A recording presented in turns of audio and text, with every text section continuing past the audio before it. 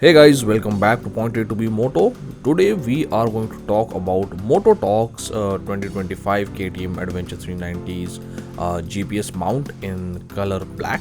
We are going to cover all of the bases from price, unboxing, installation, and lastly, how I use this GPS mount. And no, it is not for a smartphone, but I will reveal that in the end. So stick around and let's begin with how much it cost me. I ended up paying rupees 1200 for the GPS mount. Unfortunately, when I just checked recently while I was making this video, the price had gone up to 1300. If you do not wish to wait for the final verdict in the end, the answer is this: it's worth it. Now let's begin with the unboxing. For those of you who are fans of ASMR unboxing, I am extremely sorry, I do not know how to do that properly. But here is how you unbox a cardboard box. Here's what you can expect to find inside. This is the main piece, and through this piece, two screws will go at the bottom and go directly into the grooves which are provided specifically for GPS mount. For those of you who are new to motorcycling and buying accessories for the motorcycles like this GPS mount, the top cylindrical bar is supposed to take a U-bolt. A U-bolt can then be attached or worked around to hold any gadget that you want, whether it's a smartphone, an action camera, or anything else. Alright, now let's begin by installing it. So first thing that you need to do is remove that black cover. And guys, you have to be very careful, because we lost the bolts that MotoTorque gave us into that black pit of nothingness. After removing your GPS mounts cover, you will find two screws sitting there, and if my memory serves me right, they are probably 4mm hex heads, which you need to remove with your Allen key set, and you just need to find a 4mm Allen key and just remove those two screws out of there. Again guys, we really had a hard lesson to learn when we lost the bolts that MotoTorque gave us with the GPS mount. So this time around, we put black electrical tape where the void of nothingness was, and only then did we proceed forward. And beyond that, there is nothing to it.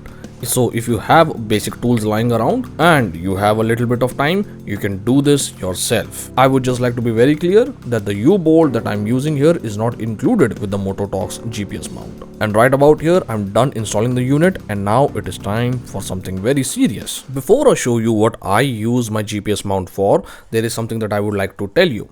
Using phones or any accessory or gadgets while riding is not really something that you should be doing. And smartphones are the biggest distractions on this earth. Not to mention the fact that the smartphone will be mounted to an adventure motorcycle, and not only that, a single cylinder adventure motorcycle, which means there are vibrations and potholes and bumps which can throw the sensors and the camera's focusing capability beyond repair. And finally, this is what I use my GPS mount for: my Garmin XT2 motorcycle GPS. Though this video is not about the XT2, I would like to say why I use this over a smartphone. And the reason is very simple. While it can connect to your phone to receive calls, messages, and all that other stuff, I don't hook it up like that.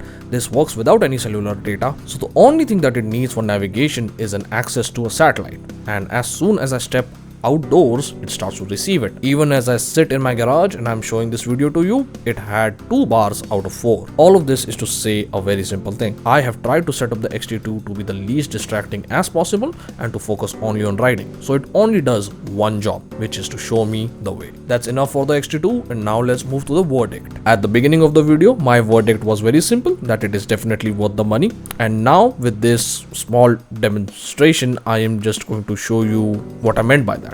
As you can see, I am trying to shake the whole bike while holding onto the GPS, not even the mount.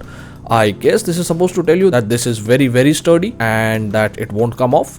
It did come off loose once, but that was completely my fault because the bolt was not tight enough. So I hope this proves to you that this is really good. Well guys, we've reached the end of the video. Thank you for watching this video, truly. And if you like what I have done here, please like, subscribe, and share it with your friends. Take care, and I'll see you guys in the next video.